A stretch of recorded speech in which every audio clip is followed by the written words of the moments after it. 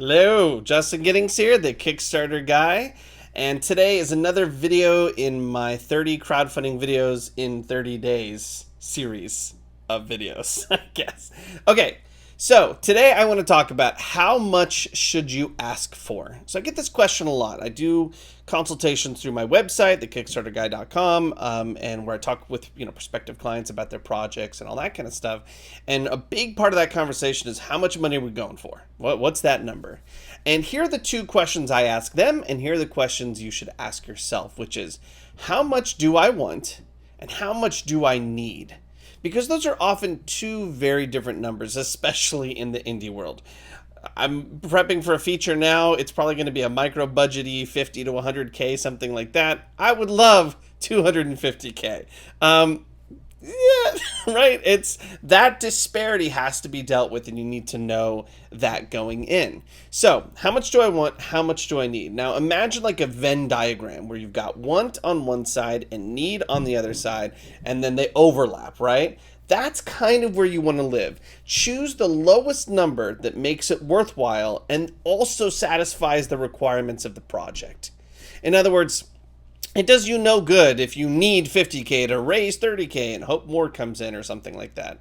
In fact, I should do a video about stretch goals because that really rarely ever happens for creative projects. It's very rare that you get more than what you ask for. So if you need 50 and you're going to raise 30, that just kind of doesn't make sense. At the same time, don't fall into this trap, which I see a lot, which is like, I need 50, I'll ask for 100, and then if I only get 50, I'll be great. Doesn't work like that. Most campaigns tend to either fail miserably and they're raising like a couple $1,000s and a couple percentage points, or they're successful because once you hit certain milestones, the likelihood of success jumps in a huge way. So for example, on 100K, if you hit 50K, there's a really good likelihood you're going to hit that full 100K. Of course, the work to do that means you're having to reach out to millions of people and so on and so forth. So you can go watch the other videos and listen to the other recordings to I'll be talking about why 100K there is just such a massive undertaking. But back to how much should you ask for? Ask for the minimum that you need and then start thinking about what you want on top of that that's really going to allow you to have that vision, and that's where you want to live. All right. Now, there's a couple things you want to consider. One is be wary of extremes. Too high or too low, it can either turn people off it turns people off for various reasons. Too high is like, how are they ever going to get that number? I'll just wait until it's closer. Too low is sort of like, why are you asking me $1,000 for a feature? I know filmmakers who have made awesome features for $1,000, but it actually sort of undercuts the legitimacy of the project when it's like, $1,000 for a feature. What are you doing, right? So you want that number again that is kind of living in that sweet spot of 20 to 50K.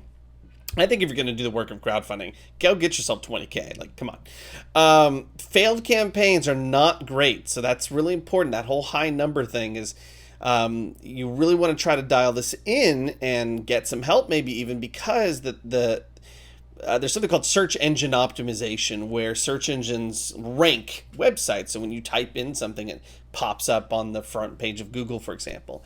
Failed campaigns live on these platforms indefinitely. And so you don't want somebody Googling your project 3 years down the road and discovering that you had a failed campaign, even though they're looking for a trailer or the thing got distributed or something like that, because it's going to pop up because these sites are so highly optimized for search engines. So in other words, if you type in the name of your film, it's a really good chance that Kickstarter, Indiegogo, or seed&spark campaign is going to pop up on that first page. Thus why really don't ask for too much and hope you kind of get there. Ask for the number that you need, added with some want on top of it. Some backer psychology. I talked about this with the platforms. No one wants to be first money in. Everybody wants to bet on a winning horse, right? So that lower number, in fact, if you're doing a game or a product, ignore that whole what you want, what you need thing. Only go for the minimum amount that you need, period. Because in games and products, it's all about hitting your goal like in day 1 or 2 days, and then the momentum and stretch goals carry you on. So stretch goals really don't work for films or for books or other sort of like creative consumption media type stuff, but for things like games and definitely for products, that doesn't apply. That's the entire game is stretch game, it's stretch goals. You get that initial number, it goes really fast, because again, everybody wants to bet on that winning horse. So the moment it's funded, people start just kind of believing it more, right?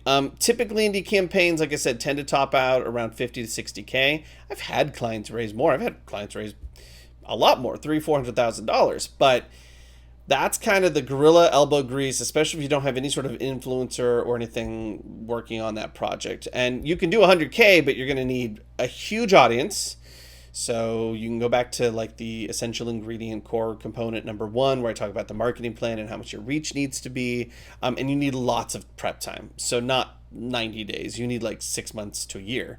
In fact, right now we're thinking we might have to do a crowdfunding campaign for this feature we're in pre-production, I guess, for, and it wouldn't be until middle to late next year, and I'm already working on it. Like, I'm already building up the audience and all that kind of stuff. And that's probably only for a 60K race, which isn't even the big one, right? And then remember to add 20% for fees. So all the platforms take fees. Most of my coaching actually is fee-based on the back end, right? So you know, if somebody were to hire me, most of that payment is going to be on that back end. So that's got to be built into it. There are perks and rewards that need fulfillment, and those fulfillment costs can really jump. So generally, I recommend having a 20% contingency, if you will. So again, if you need 50K in the bank, you really need to crowdfund 60K. And if you end up having a couple $1,000s left over because we overestimated that percentage that you needed, not a big deal, not a bad thing to have some extra money over at the end of all this. I don't think I've yet to have a client go, man, I had a lot of extra money when I was done making this project. So I hope that helps you dial in the number that you want to ask. If anything, just go back to those basic questions. How much do I want? How much do I actually need?